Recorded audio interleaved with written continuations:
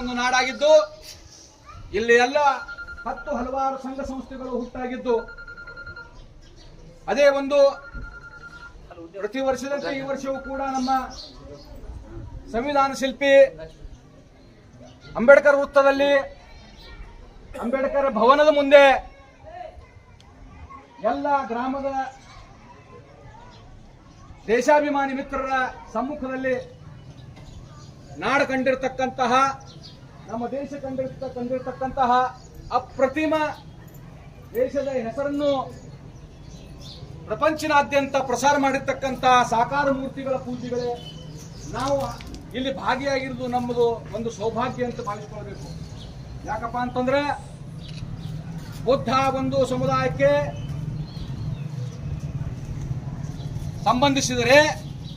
ಬಸವಣ್ಣನ ಒಂದು ಸಂಬಂಧಿಸಿದರೆ, ಅಂಬೇಡ್ಕರ್ನ ಒಂದು ಸಮುದಾಯಕ್ಕೆ ವಹಿಸಿದರೆ,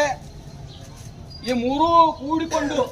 ಮೂರೂ ಜನರಿಗೆ ಪೂಜೆ ಮಾಡತಕ್ಕಂಥ ಒಂದು ಸೌಭಾಗ್ಯ ನಮ್ಮ ಒಂದು ಪುಣ್ಯವೇ ಸರಿ. ಇಂತಹ ಸಂದರ್ಭದಲ್ಲಿ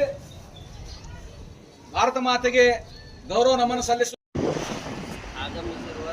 ಕಂದಾಯ ನಿರೀಕ್ಷಕರಾದಂಥ ಕೊಡವಲ್ಲವರೇ ಹಾಗೂ ವಿಷಯ ನಿರ್ವಾಹಕ ಪಡೆದವರೇ, ಗ್ರಾಮಾಡಳಿತ ಅಧಿಕಾರಿಗಳೇ ಹಾಗೂ ಎಲ್ಲ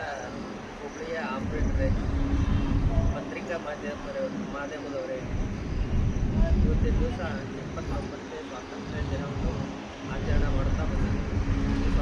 ಸ್ವಾತಂತ್ರ್ಯ ಪೂರ್ವಕಿನ ಬ್ರಿಟಿಷರ ಕಾಲದಲ್ಲಿರುವ ಈ ಭಾರತ ದೇಶ